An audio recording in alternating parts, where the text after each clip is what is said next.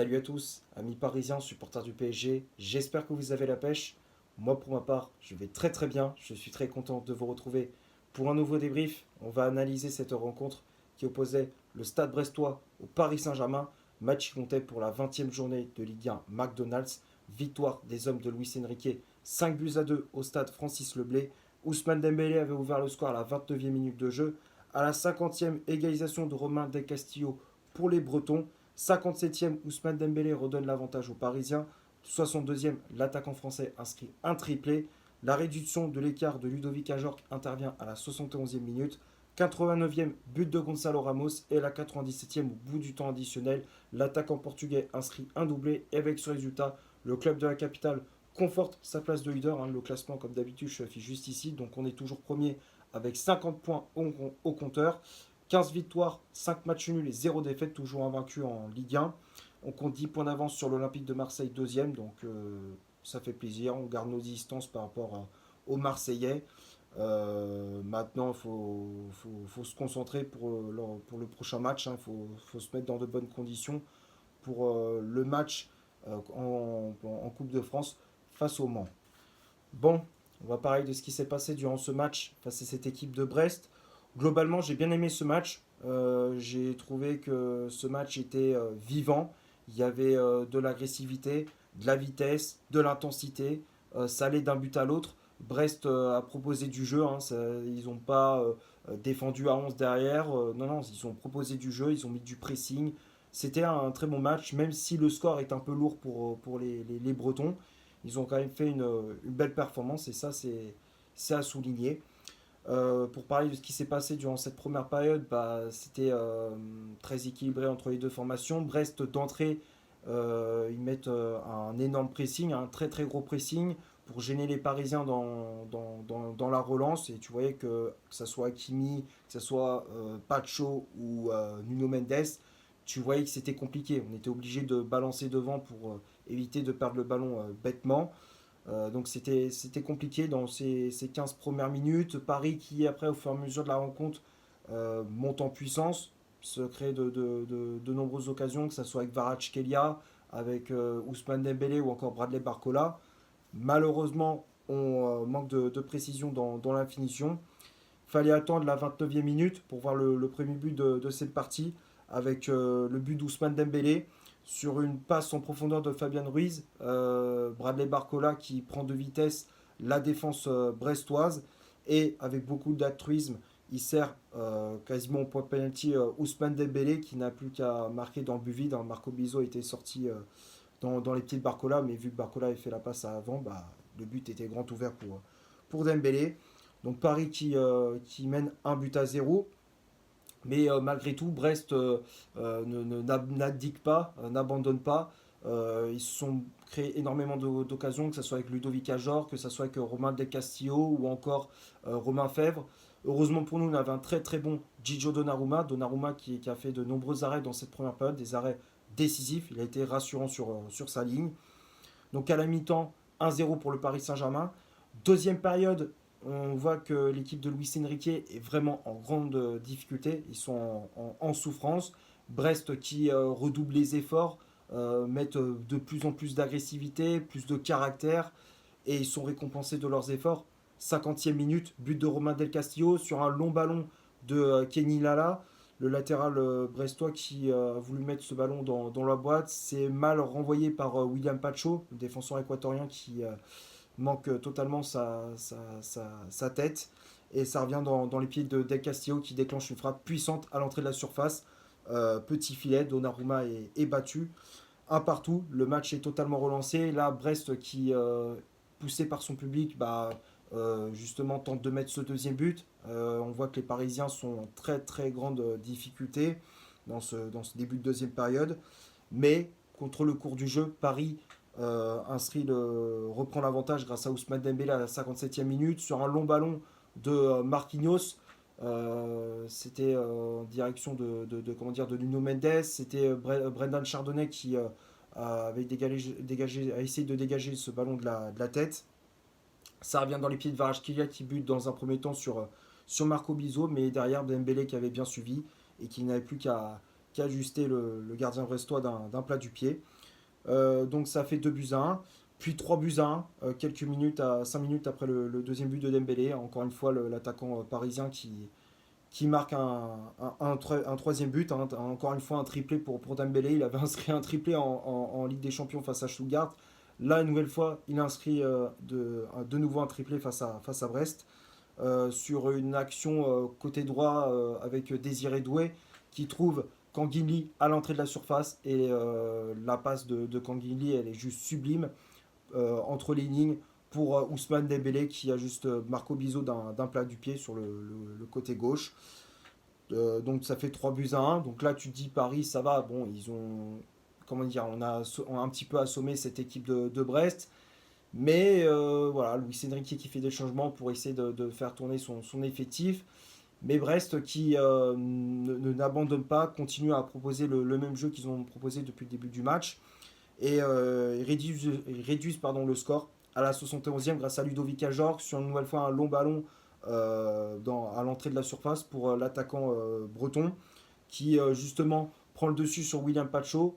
Il prend le temps de contrôler la balle et d'enchaîner avec une frappe enroulée. Donnarumma qui était sur la trajectoire mais malheureusement il n'a pas pu la sortir. Donc ça fait 3 buts à 2, le match est relancé. Brest qui justement pousse pour essayer d'égaliser, pour arracher le point du nul avec ce 3 partout. Mais malheureusement ça manque de précision dans le dernier geste, dans la finition. Pas assez chirurgical. Et Paris qui, dans les dernières minutes, justement, fait la différence, malgré le fait que Paris soit en difficulté. Malgré tout, bah, on arrive à assurer les 3 points. Avec Gonzalo Ramos dans un premier temps à la 89e minute, sur une contre-attaque emmenée par Désiré Doué, l'ancien Rennais qui prend le dessus sur 3 joueurs brestois. Il a résisté, hein, pourtant c'était pas facile, mais il est quand même passé. Et derrière, le Français qui centre dans la surface de réparation pour Gonzalo Ramos, qui n'avait plus qu'à ajuster Marco Bizot d'un plat du pied. 4 buts à 2, puis 5 buts à 2 à la 97e, avec une nouvelle fois Ramos sur un ballon dans la profondeur. Ramos qui, justement, il va tout seul. Il voulait redonner ce ballon, il a voulu faire la même chose que Dembélé. Enfin, comment dire, il a voulu refaire. J'en perds mon latin, je suis désolé. Il a voulu donner le ballon à Désiré Doué. Malheureusement, ça a été contré par un défenseur brestois et ça revient dans ses pieds. Et bon, bah, il n'avait plus qu'à mettre ce ballon au fond des filets, à 2 mètres de la cage. Bon, voilà, c'était facile pour lui. 5 buts à 2, donc voilà, Paris qui prend les 3 points et on se met dans de bonnes conditions avant le match face au Mans en Coupe de France. Maintenant, on va passer à la composition d'équipe que Luis Enrique a alignée pour ce match. L'11 de départ s'affiche juste ici, donc l'entraîneur espagnol a aligné comme d'habitude son fameux 4-3-3 avec Gigio Donnarumma dans les cages. La charnière centrale, c'était William Pacho associé à Marquinhos. Marquinhos qui avait le brassard de capitaine. Les latéraux, Achraf Hakimi à droite, Nuno Mendes à gauche. Le milieu de terrain, Vitinha positionné en 6. Fabian Ruiz et Kanguinli en relayeur.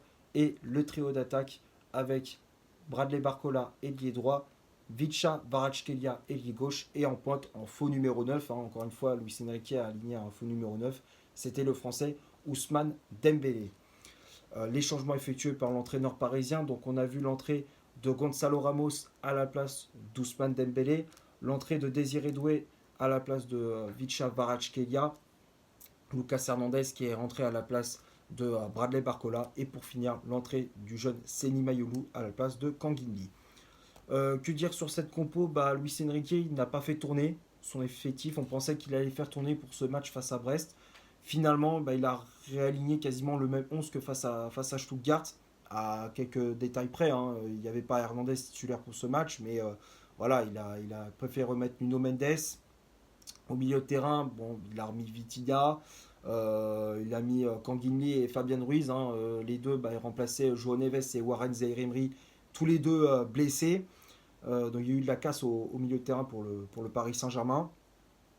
Et voilà, après sinon le reste c'est du classique. On a revu Dembélé dans ce rôle de faux numéro 9. beaucoup de permutations entre lui, Kvaratskhelia et Bradley Barcola. L'entraîneur parisien Luis Enrique a fait aussi tourner, enfin il a fait beaucoup de changements avec les entrées de Gonzalo Ramos, coaching payant puisqu'il a inscrit un doublé, Doué aussi qui a fait une très très bonne entrée pour apporter un peu plus de vitesse, de percussion sur le côté gauche et même côté droit aussi, ça a souvent permuté entre Doué lorsqu'il est rentré et Bradley Barcola. Donc voilà. Sinon, voilà, pas grand chose à rajouter pour la compo de Luis Enrique. On va passer maintenant du côté des statistiques de cette rencontre. On va commencer par le stade brestois. Les Bretons ont eu 34% de possession balle, 11 tirs réalisés dans le match, dont 7 frappes cadrées, 368 passes réalisées dans le match, dont 292 passes réussies, 44 duels gagnés, 9 fautes commises, 2 arrêts effectués par Marco Bizot, 14 centres réalisés, 4 corners obtenus et 14 tacles réussis. Et du côté du Paris Saint-Germain, 66% de possession de balle, 11 tirs réalisés dans le match, dont 7 frappes cadrées, 722 passes réalisées dans le match, dont 644 passes réussies, 31 duels gagnés, 12 fautes commises, 5 arrêts effectués par Gigio Donnarumma, 15 centres réalisés, 7 corners obtenus et 11 tacles réussis. Donc quand on regarde les statistiques, possession de balle, comme d'habitude, était pour le Paris Saint-Germain. En termes d'occasion, c'était assez équilibré, mais Paris a fait preuve de réalisme devant le but, surtout dans les dernières minutes grâce à Gonzalo Ramos. Euh, En termes de duel, bon, on voyait dans l'agressivité, dans le caractère, Brest, ils étaient nettement dessus par rapport au Paris Saint-Germain. Voilà, Gio Donnarumma aussi qui a fait plus d'arrêts que Marco Bizot, ça c'était logique, hein, vu que Brest, sur les temps forts, ils ont fait mal à cette défense parisienne. Donc voilà. Mais sinon, Brest n'a pas à rougir de sa prestation. On va finir la vidéo sur les tops et les flops de ce match. Comme d'habitude, je les affiche juste ici. Donc dans les tops, j'ai mis Gigio Donnarumma. Malgré les 2 buts encaissés, il a fait quand même un très très gros match, surtout en première période où il a fait de nombreux arrêts, que ce soit devant Romain Fèvre, devant Del Castillo ou encore Ludovic Ajorc. Il a été rassurant sur sa ligne. Les relances au pied, propres, rien à dire. Bon match dans l'ensemble de Gigio Donnarumma. Sur les 2 buts, on ne peut pas faire grand chose. Après, c'est vrai, peut-être sur le but d'Ajorc qu'il aurait pu la sortir. Mais sinon, voilà, Donnarumma fait quand même une bonne prestation. La charnière centrale, Pacho, Marquinhos, j'ai mis seulement Marquinhos dans les tops, dans cette défense à 4. Marquinhos qui a fait une bonne prestation, qui a été rassurant sur ses interventions, les relances propres. Il était à l'origine du deuxième but d'Ousmane Dembélé. Un match assez correct de Marquinhos qui a montré aussi beaucoup de caractère, que ça soit face à ses adversaires ou avec ses coéquipiers. Souvent, on le voyait reprendre Achraf Hakimi quand il désertait son couloir droit. Dès que Hakimi montait trop sur le terrain et que il perdait le ballon, il se faisait reprendre par Marquinhos. Mais sinon, Marquinhos, ça fait une bonne prestation. Ensuite, Pacho, je l'ai mis dans les flops. Match un peu décevant de la part de William Pacho, l'équatorien qui était en grande difficulté, surtout face à Ludovic Ajor dans les duels aériens. Il a perdu souvent ses duels aériens face à l'attaquant brestois. Manque d'agressivité, manque de caractère, les relances un peu lentes. Un match un peu décevant pour l'ancien joueur de Francfort. Pourtant, d'habitude, depuis le début de saison, il est très très fort, mais là, un peu en dessous par rapport à d'habitude. C'est pour ça que je le mets dans les flops. Ensuite, les latéraux, Hakimi et Mendes, les deux, ils n'ont pas fait un bon match. Hakimi, défensivement, il laissait trop d'espace. À chaque fois, il montait trop. Dès qu'il avait le ballon, il montait trop. Et puis, il laissait un boulevard dans son couloir droit. Tu voyais, il était vraiment en grande difficulté. Enfin, il laissait trop d'espace. Donc, du coup, les attaquants de Brest s'engouffraient sur son côté. Offensivement, les passes, les centres, ils n'étaient pas toujours bien ajustés. Match un peu en dessous également pour Achraf Hakimi. Pourtant, ces derniers mois, il était vraiment régulier, il était vraiment fort. Mais là, c'est vrai qu'il il est un peu en dessous par rapport à d'habitude. C'est pour ça que j'ai mis dans les flops, tout comme Nuno Mendes, qui pour moi n'a pas fait un bon match, encore une fois. Sur son côté gauche, défensivement, il était vraiment en grande difficulté. Offensivement, c'était assez moyen également. Ouais, je reste un peu sur ma faim également pour Nuno Mendes. Ensuite, le milieu de terrain, Vitinha, Kanguinli et Fabian Ruiz. Vitinha fait un bon match au milieu de terrain, qui a récupéré beaucoup de ballons. N'hésitez pas à distribuer sur les côtés, que ce soit avec Kvaratskhelia, avec Barcola ou même dans l'axe avec Ousmane Dembélé. Globalement, il a fait une bonne prestation, beaucoup d'agressivité, il a récupéré pas mal de ballons. Bon match de la part du Portugais. Kanguini qui a fait un match assez correct également, qui a été passeur décisif sur le but de Dembélé, même si par moment, techniquement, il était un petit peu brouillon. Mais globalement, ça reste quand même correct. Beaucoup de rapidité, un volume de jeu assez important également. Bon match de la part du Sud-Coréen. Fabien Ruiz, bon bah, j'ai même pas besoin de décrire, encore une fois, il a été nullissime. Et puis les attaquants, Kvaratskhelia, Dembélé et puis Barcola. Barcola fait une bonne prestation. Il a été passeur décisif sur le premier but de Dembélé, beaucoup de vitesse. Il prenait souvent il partait souvent dans le dos des défenseurs de Brest sans être pris par le hors-jeu. En tout cas, il a fait une bonne prestation de Bradley Barcola. Dembélé, encore une fois, il a été impressionnant. C'est ce joueur, depuis le début de l'année 2025, il régale. Il régale, il a inscrit un triplé face à Stuttgart en Ligue des Champions. Là, encore une fois, il a inscrit un triplé face à Brest. En ce moment, il marche sur l'eau, Dembélé. Il faut continuer comme ça. Là, il faut continuer. Souvent, on l'a critiqué par rapport à son manque d'efficacité dans la finition. Il ratait des occasions faciles. Là, il les met tout le temps au fond. C'est cool, ça fait plaisir. Faut continuer comme ça, Ousmane. Bref, Dembélé, pour moi, c'est le MVP, c'est l'homme du match. Et puis Kvaratskhelia, un peu en dessous. C'est vrai qu'il a pas, il a pas- par rapport à l'équipe, le niveau de l'équipe, il était un peu en dessous. Bon, après, c'est normal, il vient d'arriver. Il faut lui laisser du temps, il faut le laisser s'acclimater au championnat français. Donc voilà, c'est normal qu'il n'a pas fait un bon match. Il faut qu'il se mette au diapason avec ses coéquipiers. Il faut qu'il se mette dans le bon tempo, dans le bon rythme. Donc voilà, c'est normal qu'il n'ait pas fait un match exceptionnel, Kvaratskhelia. Et sinon, les remplaçants, Ramos, Doué, Hernandez et Mayoulou, ils ont tous fait une bonne entrée. Ramos, il rentre, il inscrit deux buts. Doué, il rentre, il délivre une passe décisive pour Gonzalo Ramos. Hernandez, défensivement, il a été bon aussi comment dire, dès qu'il est rentré. Mayoulou, très très bon milieu de terrain. C'était beaucoup mieux. Donc, lorsqu'il est rentré, Sini Mayoulou. Donc, voilà. Les remplaçants, ils ont fait également une bonne entrée. Voilà, je pense avoir fait le tour pour ce Stade Brestois Paris Saint-Germain. J'espère que le débrief vous aura plu. Si c'est le cas, vous laissez un énorme like. Tu t'abonnes, tu n'hésites pas à me dire dans les commentaires ce que tu as pensé du match et de mon débrief. Partage la vidéo sur tes réseaux sociaux. N'hésite pas à me suivre sur mon compte Instagram. Je te l'affiche juste ici. Et d'ici là, portez-vous bien. On se retrouve pour un prochain débrief. Ciao.